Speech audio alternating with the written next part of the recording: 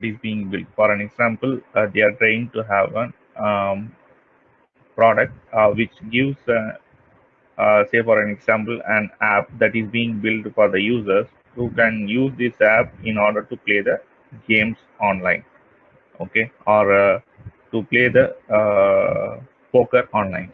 Now, for this case, what is the concept that is being built? So that is being driven from the top management. So they will say, so we are getting into the poker business. So in order to have that, we are going to build such a type of a product here.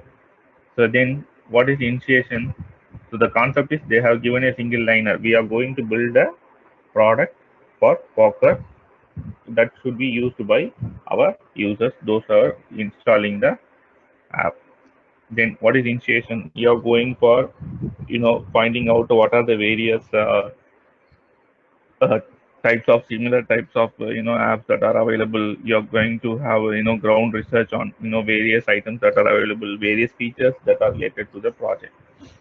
Then analysis. So in line to the, so initiation is you need to go for a, you are trying to find the various requirements that are available. Basically, if it is a project, you will directly go and get it from the project owner or the vendor who is asking the, or the stakeholders who are asking for the project. But if it is a product, you yourself go and dig the things. That is, you make a research on the various items that are available, various competitors that are available, and try to find out, mitigate the features that are available. So those features you are going to try to initiate it, and then you go for the analysis. Analysis is in the sense, though various items are available on the market, but to go with what are the items that we can take it up. Say out of 20 features that are more commonly available items are 10 features. Let us go with the 10 features, for example, at the instance. Then you find out, during the analysis itself, you find what are the documents that are required to prepare. You go for the preparation, you go for the market research document, competitor research document, prepare the FRD, prepare the wires. Okay, so all these we do it in this project initiation and analysis step. Okay, project initiation and analysis step. Then comes the design. Now, design is basically the wireframes that you have developed uh, for the particular project. So based on the wireframes that you are going to give, the design will be done by the GUI and the designers.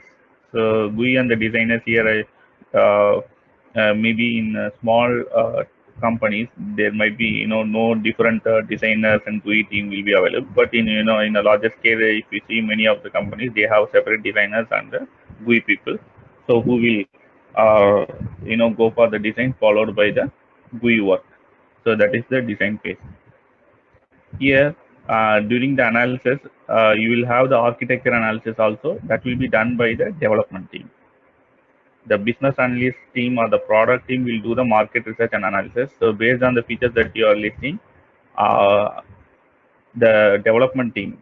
So here they have said that's a construction, right? That is what the development they are referring to. So the development team will do an initial analysis on how the project can be taken up and what is the architectural impact on the new project that you are going to do, how it is going to be in line with the current strategy that is being available from the company wise.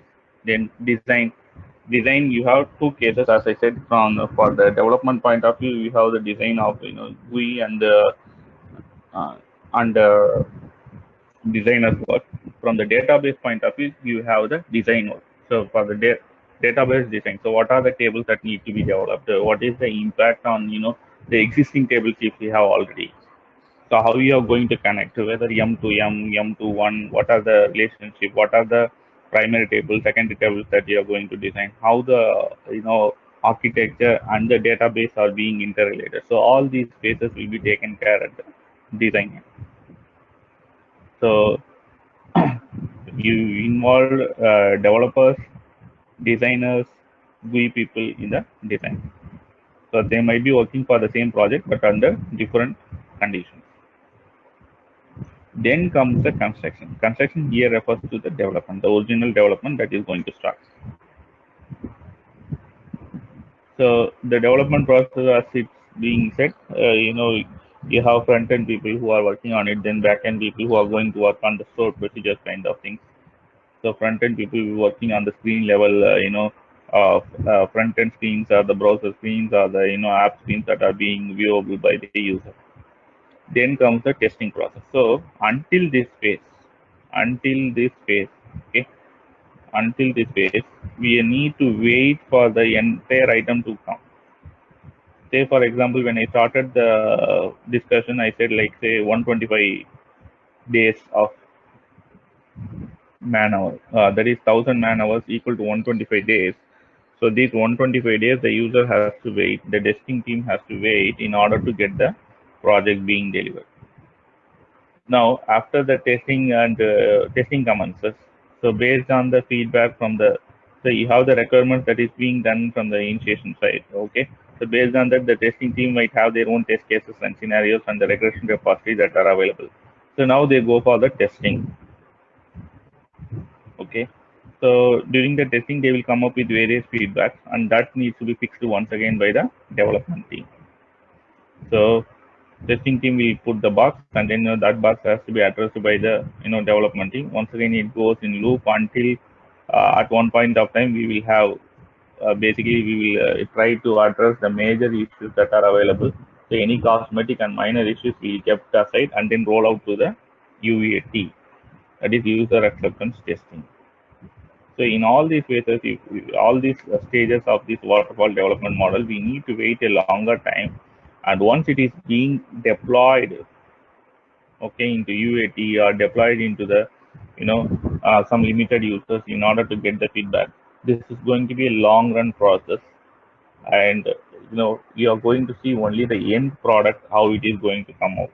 So if the user acceptance is not met, then this project is going to be a big flop, and we need to invest more hours in order to make the modifications as required. So that is the main drawback of a waterfall model. We need to wait any fixes, wait for a longer time in order to get a working model.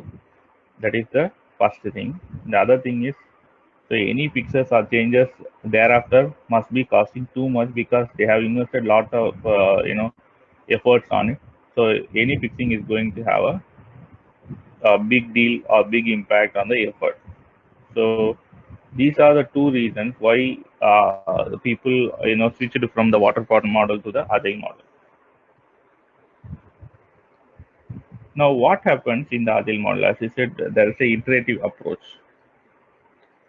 Agile is a methodology similar to how waterfall is a methodology that is being followed. Agile is also a methodology, but what is the difference is providing with the agile concept. What we are trying to drive is we are going to have working model of a software at the end of each sprint.